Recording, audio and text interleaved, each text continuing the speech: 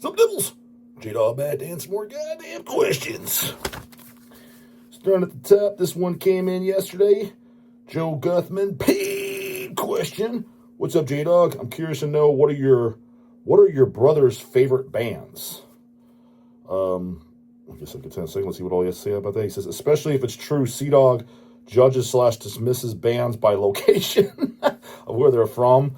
I mean, let me get that straight. Yeah, I mean, first off, he's somewhat joking. Second off, he doesn't dismiss a band if they're from fucking goddamn hitting the waves, fucking surfing it up, goddamn woke tard ass Hollywood. If it's Autopsy or Possessed from LA, fuck that. No, it's just what he does, which I don't agree with this. I think he's wrong on this. I kind of see where he's coming from, because trending as far as what sells for Hell's Headbangers, there's certain locations, I don't remember, it might be LA, or maybe it's Washington or something. That goddamn woke card fucking goddamn shithole, that ain't selling. I don't think that makes a difference. However, I mean, it's got some viability to it when you look it up as far as statistically what moves for goddamn Hell's Headbangers. I'm not talking about poser-ass trendy goddamn shits. Because he likes stuff that's like from Finland. Finland'd probably be his number one place if I had to guess. Chile, Sweden, stuff like that. And statistically, for us, look what's from there. Satanic Warmaster, Horna, Goat Moon. Look all over the Chilean scene, the Brazilian scene. Statistically, yeah, that kind of metal does sell for us. And sells for Hell's Headbangers. But, I mean, it's not the be-all, end-all. But he's not going by if a fucking, a classic that we grew up on or whatever, like, they suck or I don't like the band because of that. It's if a band submits a resume and it's like, let's say I like it, for example, because that's how it's happened. Say something came my way and I'm like, I think this is pretty good. Check it out. That's just one of the comments he's made. Some of the comments he's made is, dude, that fucking band photo is deplorable. And I didn't send him anything with goddamn sports jerseys. It was just fucking fat guys with short haircuts. Oh, God, dude, turn off fucking city. And I kind of agree, but I mean, I think that's going a little harsh. But the thing is, I don't think it's going harsh. It doesn't look that metal, but I'm like, it is still good. And another reason for signing purposes, that doesn't turn me off from signing, because I was like, well, read the goddamn comments. Most of these fucking fools don't care. That's kind of it seems like it's an out goddamn dated thing. Granted, there's still people that do. Try to sign Lord Humongous. He didn't like the goddamn name. Granted, maybe he'll change his tune now that he knows about Mad Max, shit like that, and sees the goddamn interview. I guess it's a possibility. But, I just think his criteria is more harsh than mine. But, yeah, that's definitely a goddamn thing. But, again, that's more applied as a business thing. Here's this newbie band I never heard of. You don't know how it's going to perform. It's like, I don't know these guys. I know nothing about them. I never heard them. So, musically, I got to like it, and it's got to check these boxes because we're invested. It's like literally if you're going to go buy a stock, you need to know something about the company. You can't predict it. It's not a crystal ball, but there's some criteria. You're like, okay, this has potential. I'm going to buy into it. Well, that's what you're doing with a band, with a record. That's what it. Don't get me wrong. We do this as passion, no doubt about it. But there is a bit. We have to stay in business, dude. I mean, we all feed our fucking families with this shit. This something can't be just dicking around. Hey, shine my goddamn band, and you're shucking and jiving. So, and it's just some dog shit that's going to sit on the goddamn on the shelves, and we sell 10 copies. Great, we lost our goddamn ass. The good thing about what I like, but it's what I wanted to do from day one. Not only that, not that I wouldn't want to do any new bands. And I told the stories. I've always wanted to do older shit. Like how you saw we reissued the goddamn Christian LPs, the Morticians, be honest, the Incantations, the Hemorrhage, Anatomical Infernal, the Deceased, the Centurions. Those are all my favorite releases. The good news about that is all those either sell very well or they're steady. Like, for example, some of the slower ones that we did was the Centurions, Divine Empire. I think we have I'll let you know. I'll give you full goddamn transparency. Divine Empire, the Redemption LP, death metal goddamn mandatory fucking masterpiece. As far as I'm concerned, dude, if you like death metal, again, unless you're a fucking goddamn Dawn of the Dead, Scott-a-Nide, fucking King Folly geezer, you don't like anything past 89, you're first generation death metal only because you're well in your 50s, you just couldn't handle all that goddamn roughness and toughness. If you like anything after 1990 and you don't like Divine Empire Redemption, to me, you don't like man metal. Because that is one of that's one of the greats. I'll let you know exactly. We put this out I think it came out like, was that WIMPvid year? If it wasn't WIMPvid year, it was 2021. So it's been out 4 to 5 years, 500 copies. 500 copies. We have exactly 32 copies left of the color vinyl. Black vinyl sold out. So that's considered a little bit of a slower move, but, you know, kind of steady. And we only traded a handful, so out of 500, those sold. Highly recommend that. But what's nice about that is it wasn't a complete dog. Wanted to do it for pleasure anyways. And as you see, it's going on like 5 years, and by then it'll be sold out. The Saturnians were like that too. Took a few years to sell, but again, wanted it for total pleasure. But majority of them, they actually sell very well. So it's like, it's what I want to do. Like all the Christian LPs for the most part. I think we have a few Apocalyptic Revelations left. But Black Force Domain and Conqueror's Armageddon are both sold out. They do generally well. So it's great. It's like, this is the shit I prefer to do just from a fan perspective, and it moves well. However, those are also the harder things to do, and a lot of times the more expensive releases to do, because we got to pay licensing fees. Usually some of the band copies, plus the label wants a fucking piece of that goddamn pie. So they're more expensive, and you get the goddamn no-reply fucking hoagies or don't have goddamn files. You know, I'm still waiting on files for tons of shit, man, for like other bands that we're supposed to do, other projects we set up. So that part's goddamn annoying. As far as who their favorite bands are, honestly, dude, I have no goddamn idea. I've never asked them. I mean, I know of bands that they like that I would bet my house that they still like that we grew up as kids, like Sacred Reich, for example. There's no doubt in my mind that all three of them, Eazy-E, Sea-Dog, and Craig, like Sacred Reich Ignorance. But, like, for example, take Craig, our younger brother, who doesn't own Hell's Headbangers. What does he primarily listen to these days? I have, other than the Helicopters and Nazareth, I have no fucking idea. I don't even know if he even listens to metal at all, period, anymore. I'm sure if you throw on Pleasure to Kill, he still enjoy it. That was like one of his favorite thrash records as us growing up as kids. But when was the last time he spun that? I couldn't tell you. If he told me it was 10 years ago, I wouldn't be surprised. If he told me it was last week, I'd go, okay, cool. Eazy-E, no idea. I remember growing up as kids, he was definitely a big fan of Christian and Nile. But this is one of their earlier years. Like, for example, I would be shocked if he's even listened to the last 5 Christian albums. The last one he's probably heard, for sure, Ageless Venomous, because I remember when we all talked about the sound quality when it came out, and we saw him on that tour. Works of Carnage, that's probably the last one he's heard. Now, he's probably heard a YouTube track here and there and shit like that, but I doubt he owns them, and I doubt he cares about them or whatever. Nile, the last thing I bet money the last thing he knows or cares about by Nile is In Their Darkened Shrines. Again, I'm just going by when we were teenagers. I can't vouch for what they kept up though. But if I had to bet money on some of this, I would, based on what I'm saying. Those are safe bets. Sea-Dog, if I were to ask what his favorite fucking band is, I have an educated guess that I don't think he has a fucking favorite band. I don't like bands. Fuck bands. I like albums. It's probably something along those lines. Because there's no way in fuck he likes every album by Cannibal, Deicide. As a matter of fact, I know for 100% fact he doesn't. I mean, to be completely honest, he probably hasn't even listened. The last Deicide record he probably has listened to is probably In Torment in Hell. Now, again, he's probably heard a song on YouTube or something like that, and he didn't like it. Last thing he heard by Cannibal was probably Gore Obsessed. Probably be my guess. Again, could be wrong on all this, but that'd be my guesses. So as far as in adult years and you just slightly change the person, who their favorite bands are, gun to my head, couldn't honestly tell you. California Sucks Balls. Yeah, that's right. I can imagine it does. Sounds like it needs some goddamn nuking going on. But that state at least produced Possessed and Autopsy. Produced a hell of a lot more than that, homie. Metallica, fucking Slayer, Sadistic Intent, Exodus. I mean, he's fucking... there's a shitload of bands who are both righteous. Again, he doesn't...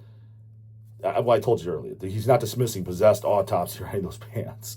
It's just if you get another band... I don't know if LA would be that. I think Seattle, Washington would be one of those. Oh, my God. These fucking goddamn woke-ass hippies. It'd probably be something along those lines. And to be honest, that there's a very good chance that's the goddamn case, right? He's like, Jesus was not born December 25th. The 25th of December was originally the date of the winter solstice on the Roman calendar.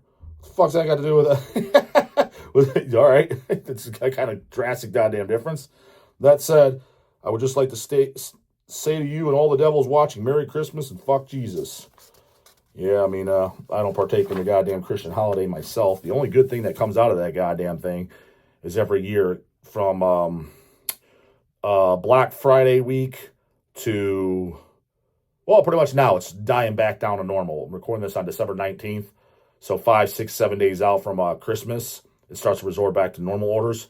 But Black Friday week to then, just hammered city with orders, because it's not only just regular customers or metalheads ordering, it's also a lot of normies ordering for people that know that, you know, the family members and shit, family and friends. You know they like fucking Unslaughter or whatever, so they bought an Unslaughter record or shirt or whatever. So it's good in that sense, but everything else about it, it's just a goddamn chore is what it is. I mean, it's a fucking fake ass made up holiday that's literally for the kids, and I get it for the kids. Because don't get me wrong, I liked it as a kid too. But dude, grown-ass adult, I'm like, dude, this is literally nothing but a goddamn hassle. Other than, like I said, if I didn't own a business, there'd be not one goddamn good thing that comes out of it for me. Not one. So, Michael Prince, paid questions. Sent 3 of them, goddammit. So, number 1, when did you start listening to Merciful Fate and King Diamond? I remember hearing you say you were very Clubber Lane in high school. That was a goddamn nickname that... Jim Kanye gave me. Jim Sadis. He said that early on at a Death Fest. He said Mr. T. He's like, you got like the goddamn Mr. T of fucking death metal. And listen to all the rough and tough stuff. Actually, believe it or not, though, and I've said this, maybe you didn't pick up on this. I think I even said it maybe in the interview with me, Easy, Sea-Dog, Don the Dead, and Athnar. Merciful Fate and King Diamond was one of the very, very few bands listened to it in the very early years that wasn't death metal or extreme metal music. Because, again, once you heard Cannibal, everything else was goddamn dismissed. Because, yeah, my brothers and shit, I was too young to buy anything. They did pick up, you know, a Pantera CD or a White Zombie CD. And then once you heard goddamn Cannibal, wow, man, that's why I was like, we knew then. The Pantera was automatically dismissed of this. Oh, this is the wimp shit. This is mid as fuck in comparison. Who needs this? Toss this out the window. But the stuff that stuck around, where it's like, this is still good as fuck, at that age, was Merciful Fate, King Diamond, Sacred Reich. This is the first band we heard. Early Metallica, Slayer. Maiden never got dismissed. I don't remember what my brother's thoughts were on them, but I remember I didn't really go and buy their stuff. Yeah, I never put them on the turd list, because Pantera and shit got put on the turd list. Metallica got put on the these backstabbing fucking traitors list when I was 11 years old and the Lowdown came out. Just these guys fucking suck now. Is Black Album down?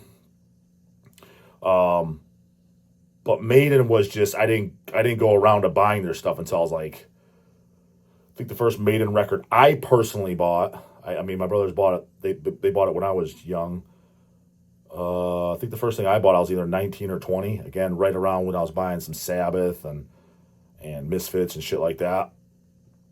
But Merciful Fate, King Diamond, I think it was Easy E that bought something. And I'm trying to think. I can tell you that. Well, I can tell you this. The first albums I heard, I know this. The first Merciful Fate album I heard was Dead Again.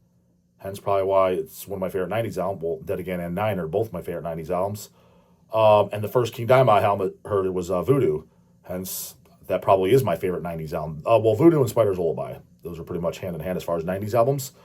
And so I probably was 12 or 13. I honestly, I thought it just sounded dark and fucking satanic. His voice and shit, I thought it sounded great. I obviously I knew it wasn't as heavy and as extreme as Cannibal and shit like that as a kid. But to me, it just came off as just dark, goddamn heavy metal. Nothing trendy about it, nothing bouncy. There was no fucking homos in high school listening to them. I mean, no kids. Dude, not one motherfucker in my high school building other than Eazy and Sea-Dog when they were still going there too, because they graduated before me. When I was a freshman, Eazy was a senior, so only 1 year with him. Other than them, dude, I can honestly say without a shadow of a doubt, there was not one motherfucker in a high school, which was a pretty big size. I think it was somewhere between 1,000 or 2,000 fucking people in the kids. Pretty nice size high school. Not one of them knew who King Diamond and Merciful Fate was. And I can say that confidently because I was wearing the shirts and shit Saw Merciful Fate on in 1999 on the 9 tour, so I would have been 14 then. So I know for a fact I heard King. Like I said, I had to been 13 or 12. This was what I for sure fucking heard him before I saw the goddamn show. And I bought the long sleeve 9 tour shirts, and I bought the shirts where it was just King's face. Everybody knows, anybody in the loop, all these fucking 16-year-olds and shit, just parents weren't even fucking yet. There was a black and white shirt of King in the top hat, very cool photo, just his face, no logo, and on the back I think it just had Merciful Fate and a bigger inverted cross. I had both those. And King Diamond, I owned, I know I owned a King Diamond shirt. I forget which fucking one I owned. Maybe I didn't. Maybe I didn't. Maybe I just owned Merciful Fate. I want to say, I'm almost positive I owned a King Diamond shirt. But I'm trying to think. I didn't own a Voodoo shirt or House of God. Didn't have those. I thought I had something, though. Nonetheless, definitely the goddamn 2 Fates. And I think a King, just can't think of which one. That's how I know. Not one fucking time did any of them goddamn jabroni fucking out of the loop poser ass hip hop with the guitar Slipknot listeners calling that metal come up. Oh fuck yeah, Merciful Fate. Oh fuck yeah, King Diamond. Oh shit, you like them? Do you like something that not one of them came up? Not one. And put it this way, I can say without a shadow of a doubt, no doubt in my mind, that if any of those idiots were into them, they would have came up to me and said something, because they would for the other shit. If I wore a Slayer shirt, it's 100% guaranteed they'd come up to me and say something. They did it for that. So, yeah, around 12 or 13, I always loved Merciful Fate, King Diamond. Thought that shit was satanic as fuck. 2, why can't death metal lyrics be more about killing other dudes than killing women, ? Well, I mean, technically speaking, it's all been done. And I don't know if you picked up on this or not. I didn't. For years, I didn't put 2 and 2 together, although it's kind of obvious, but just didn't think about it. But I think it was Alex Webster that said in an interview for Cannibal Corpse, the Vile album is it's literally about women killing men. Literally go and read the lyrics, like perverse suffering and orgasm through torture, specifically those. Because somebody was saying that about them, stripped, raped, and strangled, I come blood, she was asking for it, songs like that. About them, raping, killing women.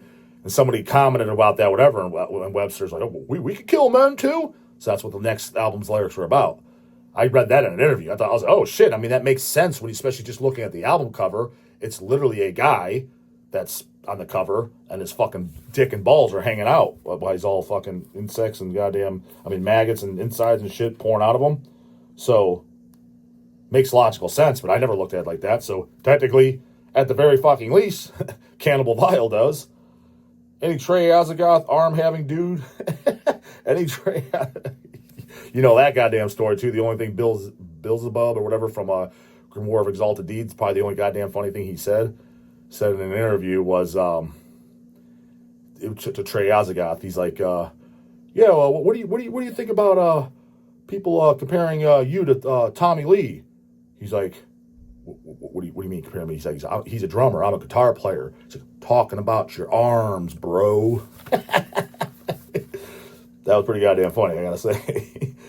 Any Trey Azagoth arm-having dude can successfully kill a woman with his hands, but it takes a real man to kill another man with his bare hands. Sure goddamn does. Like, for example, a song about a man breaking into your home and then you torture and kill him. You listen to those goddamn... again, it's about... orgasm through torture is for sure about a female killing a male. I mean, she rips my cock up with her teeth, vomits all over me, my bloody chunks are all over me. I mean, that's literally about it. So, but as far as a dude killing another dude, again, Cannibal, one of my favorite later songs by them. And honestly, in the last 3 albums, it would be my favorite song on the Red Before Black, the first song, Only One Will Die. It's pretty much about 2 guys fighting till death. You're not getting out of that pit until the other motherfucker's dead. That's about 2 guys. So, Cannibal's got you covered, homie. Again, you can't go wrong with the CC. You just can't go wrong with it. And hell, GB and Big D from goddamn Deicide and goddamn Nunslaughter, they sing about killing Christ all the goddamn times. He's a dude. Well, claims he's a goddamn dude. Not a real fucking man. Real men hate fucking Jesus, goddammit. But nonetheless, presumably has a dick and balls. And I know GB and fucking Big D both have dick and balls. No homo, wasn't checking, but it's a good goddamn assumption. They talk about killing him, so got you covered there too. So, for example, the song "Killing on Adrenaline" by Dying Fetus is some of my absolute favorite lyrics. It's funny you say that. It's fantastic lyrics on the title track, "Killing on Adrenaline." So is "Procreate the Malformed." I mean, I love the goddamn line on that album. Talking about the dead bodies piled high on the White House lawn. I've always said that. That's where I got that line. All these shithead politicians, anybody that's in politics, dude. That's why I don't care and I don't fucking vote. I just want to see them lynched and hanging, dead and fucking piled up on the goddamn White House lawn while that fucking thing's in flames. Because it's a big goddamn, all it is literally just corrupt. That's all it is. It's a bunch of corrupt fucks in that goddamn house. It's, America's this, that. No, the idea of America's fucking great, but they're pissing all away, and that's not what's going on between closed doors for forever. Just a bunch of fucking rich shitheads calling the goddamn shot. Just scumbags. So, thought that was always a goddamn good line. The song is about being the shit out of a dude who tried to fuck with you. I mean, I haven't read the lyrics to that, but the title track on Dying Fetus is the wrong one to fuck with. Those later Fetus albums I'm not as familiar with. Again, I'm most familiar with Destroy the Opposition Down. I know Stop at Nothing I know pretty good too, but that was the first record that I was disappointed with. I do like it. Schematics is on there great. One Shot, One Kill. What's the last song? Vengeance. It was on was it Vengeance Unleashed? Is that what it's called? It was also released. I had the 7-inch with the split with Blood Red. I have, but it's the same recording, kind of a pointless 7-inch. But that was released before Stop at Nothing came out as a single and a split with Blood Red. I thought that song was really good. But the thing that I was disappointed about is there was no Kevin Talley. And the drumming on that, is it the current drummer? I don't even fucking know. I mean, the only original guy in the band is John Gallagher. So as far as I'm concerned, he's the nuts and bolts. All the other guys are goddamn cover boys. But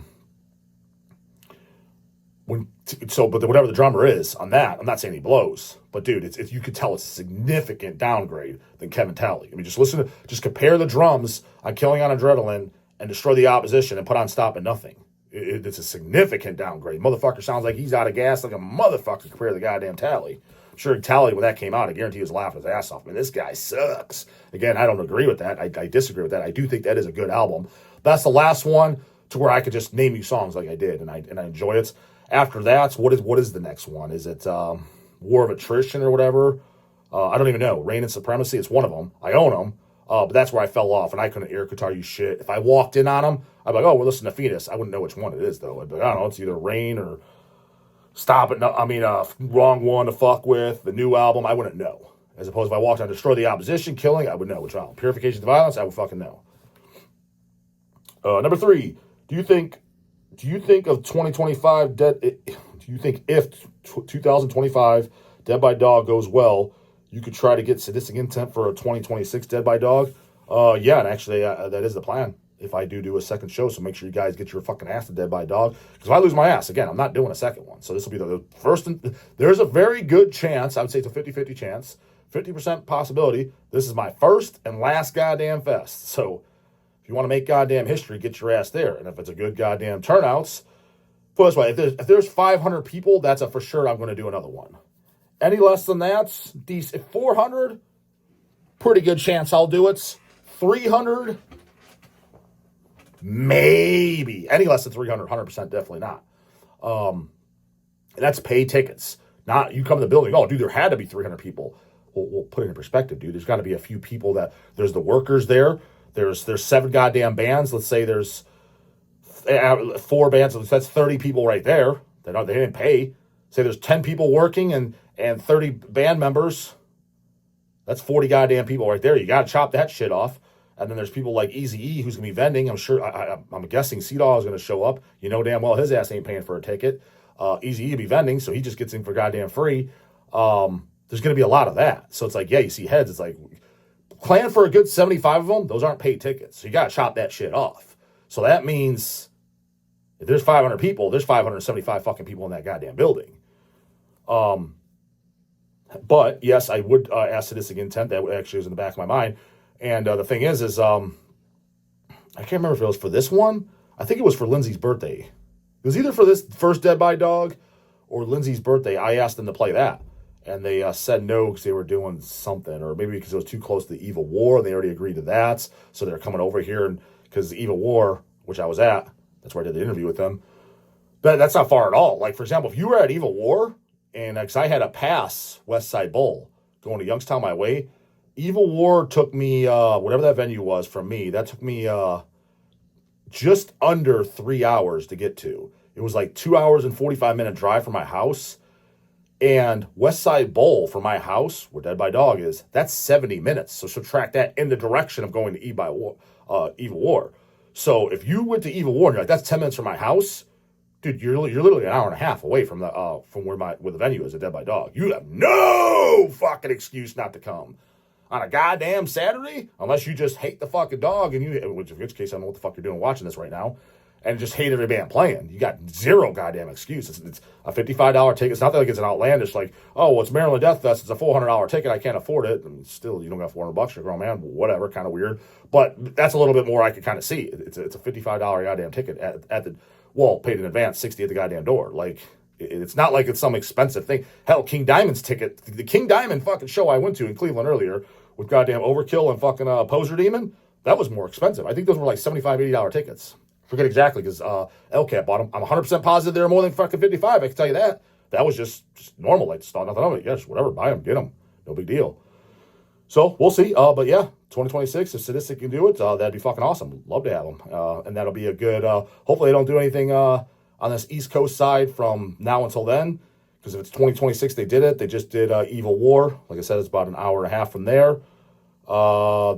This year. So it'll be a good, yeah, over 2 years.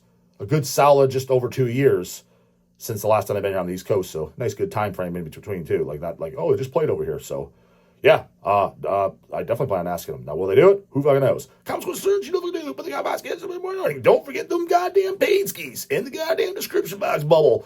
Along with that goddamn Dead by Dog ticket we're just talking about in the description box. Where can I get it? Because they ask. In the description box bubble, said it a million times. And get your goddamn J-Dog slogan shirt. Also in the goddamn description box. Later, goddamn it.